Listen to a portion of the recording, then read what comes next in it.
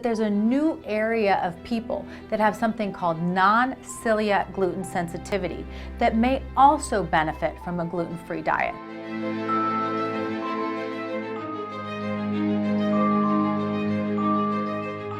We're really learning more and more each day about who can benefit from a gluten-free diet.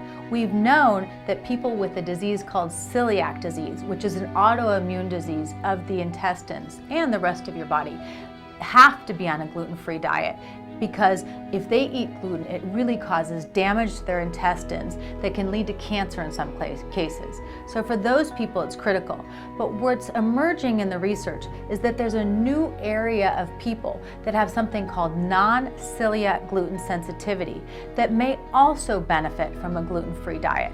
So what I recommend to my patients is, if you have any sort of digestive problems that flare on a regular basis, or if you have any sort of autoimmune disease like thyroid disease, Hashimoto's, any sort of autoimmune arthritis or anything of that sort, you might try a gluten-free diet for 2 weeks. And if you notice a benefit, then stick with it.